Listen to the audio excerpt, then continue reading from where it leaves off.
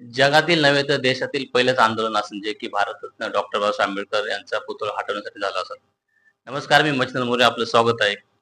नुकतेच स्मशानभूमीमध्ये असलेल्या बाबासाहेबांचा पुतळा हटवण्यात आला. मात्र अजून चर्चा संपली नाही. आपल्यासोबत ज्यांनी 6 दिवस अन्नत्याग करून हे उपोषणाला पूर्ण केलं, ते कायदे मागा चळवळीचे अध्यक्ष राज आसनकर आपल्यासोबत आहेत. आपण त्याच्याशी बातचीत करूया. सर, काय सांगता सर? 6 दिवस झाले, उपोषण तर पूर्ण झालं, पण अजूनही चर्चा आहे, श्रेयवादाची चर्चा आहे. काय वाटतं तुम्हाला? ठीक आहे ना, एखादं आंदोलन जेव्हा सक्सेस होतं. काल मी माझा मित्र सुदेश मालवणकर याचं मी एक वाक्य वाचलं त्याच्या पोस्टमध्ये, की अपयश हे एकाकी असतं आणि यशाला अनेक पप्पा असतात, असं त्याने लिहिलेलं आहे. तर या गोष्टी आंदोलनांमध्ये होतात आणि पप्पा कोण आहे? आंदोलनं ही सामूहिक असतात. अनेकदा एखादा माणूस पुढाकार घेतो त्यामुळे तो दिसत असतो. पण त्याच्या पडद्यामागे सपोर्ट करणारे, पाठिंबा देणारी शेकडो मंडळी असतात. आता माझ्याकडे एवढा पत्रांचं जे सगळं पडलेलं आहे, त्याचं मला कॉन्सॉलिडेशन करायचंय. ती सगळी मला एक संघटना कोण-कोण होत्या, त्यांच्याबरोबर कोऑर्डिनेशन करायचंय, ती नावं टाकायची आहेत. पण तो आता जे मला सांगतोय ना श्रेयवादाचं वगैरे, ह्या मंडळींचं मला थोडंसं आश्चर्य पण वाटतं आणि थोडं दुःखद पण आहे. म्हणजे हे जे काही चाललेलं आहे ते. माझ्या ज्या काही सगळ्या स्टेटमेंट होत्या आंदोलनाच्या दरम्यान, तर ह्या आंदोलनात ज्यांनी कोणी सुरुवातीला पत्रव्यवहार केले किंवा ज्यांनी पाठपुरावा केला, त्यांची नावं घेतली मी. कारण हे काय आपलं कुठलं काही वैयक्तिक स्वार्थाचं आंदोलन नाही. बाबासाहेब आंबेडकरांच्या पुतळा हटवण्याचं आंदोलन जरी असलं, तरी त्याच्याबरोबर एक सिस्टम, प्रशासन, शासनाचं कर्तव्य, शासन आदेशाचं पालन अशा काही गोष्टी ज्या आमच्या कायद्याने बघा लोक चळवळीच्या पार्ट तेही होतं. त्यामुळे ते वैयक्तिक नसल्यामुळे आपण ज्या ज्या लोकांचा मला सहभाग दिसला आणि मला जेवढी घेता येतील तेवढी मी नावं घेण्याचा प्रयत्न केला. मला काही लोकांनी व्हिडिओ पाठवले, मी हॉस्पिटलमध्ये आहे. मी माझ्या अंडर ट्रीटमेंट आहे. आणि मला व्हिडिओ पाठवले, "ह्यानी तुमचं नाव घेतलं नाही, त्यांनी तुमचं घेतलं नाही नाव." आता ही जी मंडळी आहेत ना आता, त्याच्यामधलं एक प्रमुख नाव श्याम गायकवाड.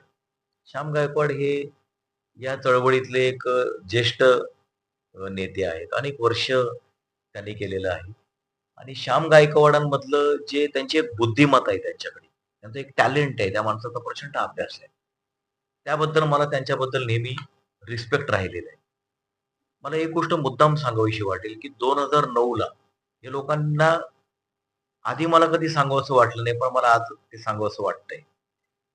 2009 ला जेव्हा अंबरनाथ विधानसभा मतदारसंघ हा अनुसूचित जातींसाठी आरक्षित झाला. त्यावेळेला पहिल्यांदा आरक्षित झाला. तर माझ्यासारख्या कार्यकर्त्याची भावना अशी होती, की कोणाचा अधिकार आहे या आमदारकीवर? चळवळीत राबलेले आहेत, ज्याने आरक्षणासाठी लढे दिलेले आहेत, ज्याने आरक्षणासाठी संघर्ष केलेला आहे. अशाच माणसाचा त्याच्यावरती अधिकार आणि अशीच व्यक्ती ह्या मतदारसंघातून रिप्रेझेंटेटिव्ह म्हणून विधिमंडळामध्ये गेली पाहिजे. मला श्याम गायकवाड तेव्हा उमेदवार होते. त्यांनी मला काही येऊन रिक्वेस्ट वगैरे केली नव्हती. पण मी अख्ख्या निवडणुकीमध्ये त्यांचा प्रचार केला होता. त्यांची टोपली निशाणी होती मला आधी आठवतं. त्यांची पत्रकं मी पूर्ण त्या भागामध्ये माझ्या वाटलेली आहेत. मी त्यांच्यासाठी कॉर्नर मीटिंग्ज मध्ये भाषणं केलेली आहेत आणि स्वतःहून केलं मी ते. असं काही मी माझा रिपब्लिकन पक्ष वगैरे असं काही या सगळ्या पक्षांचा माझा काही संबंध नाही. पण मी स्वतःहून केलं, उत्स्फूर्तपणे केलं. एक चळवळीतला माणूस आहे आणि त्याचा पहिला अधिकार आहे. मी माझ्या मनाने ते केलं. मला एक आश्चर्य वाटतं, की असं कोणीतरी कुठल्यातरी कार्यकर्त्यांनी उत्स्फूर्तपणे आपल्या निवडणुकीत आपल्यासाठी काम केलं. याच्याबद्दलची एक कृतज्ञता असते. ती कृतज्ञता मला श्याम गायकवाड यांच्या वर्तनामध्ये जेव्हा त्यांची माझी भेट झाली, मला दिसली नाही कधी. मी विधानसभेला उभा राहिलो, ते मला हो, हो, हां, हां सगळं बोलले. इथपर्यंत ठीक आहे. त्यांनी जुलै 25 मध्ये बाबासाहेबांचा पुतळा हटवण्यासाठी पत्र दिलं होतं. सत्य आहे. ते कोणी नाकारू नाही शकत आपण. त्यांनी पत्र दिलं होतं. माझं त्यांना आव्हान आहे. आव्हान नाही हां. आव्हान म्हणजे चॅलेंज असतं. माझं आवाहन आहे, अपील आहे त्यांना, समाजाच्या वतीने, की त्यांनी जुलै 25 मध्ये पत्र दिलंय की नाही. त्यांनी त्यांच्या स्टेटमेंटमध्ये असं म्हटलंय, की अथक पाठपुरावा आणि सगळं केल्यानंतर हा पुतळा हटला. त्यांनी आणखी एक पत्र दाखवावं त्यांचं.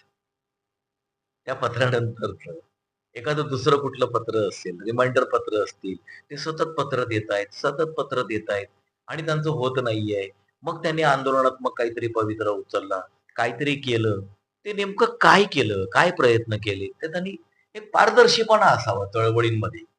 माझा जो पाठपुरावा आहे ना, मला वैयक्तिक क्रेडिट नाही घ्यायचं याचं. पण माझा पाठपुरावा सोशल मीडियामध्ये प्रत्येक वेळेला आहे.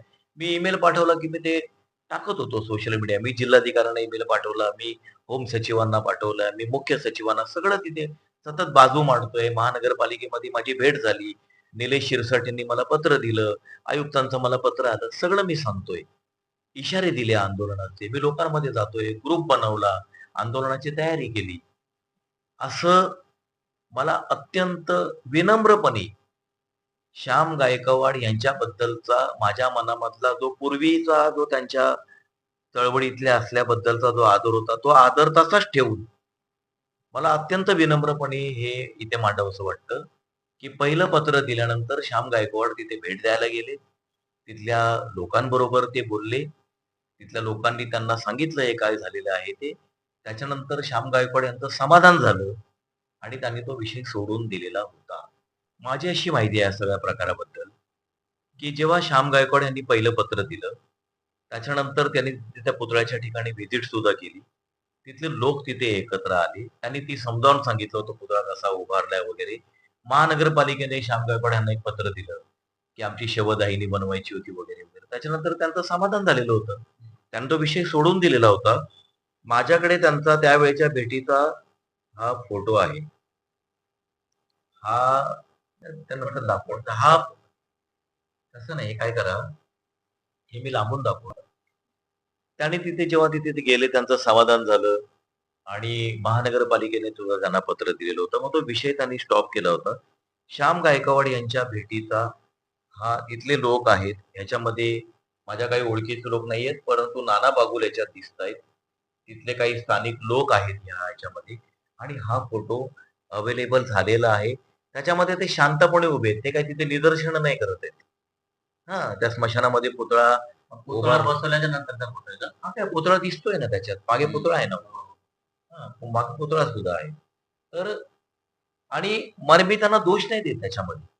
असं होऊ शकतं ना, एखाद्याने बाजू मांडल्यानंतर तुमचं समाधान झालं असं होऊ शकतं. त्याच्यामध्ये त्यांचा काही दोष नाहीये.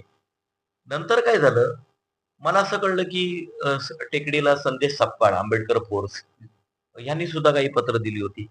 आणखी काही संघटना आहेत. मला त्यांची नावं माहीत नाहीयेत. परंतु माझ्या कानावर जेव्हा तो विषय आला, मी 1 ऑगस्ट 2025 ला पत्र दिल्यानंतर मी उपोषणापर्यंत कंटिन्युअस त्याचा फॉलोअप करतोय आणि माझ्याकडे स्वतःकडे पत्राचा एवढा ढीग आहे. हं. आणि ह्यांचं नाहीये पुढचं. लोकांनी पुढे येऊन नेतृत्व करावे अशी आशा राज आसवड यांनी केली आहे. कॅमेरामन हनुमान कांबळेसह मच्छिंद्र मोरे, उल्हासनगर.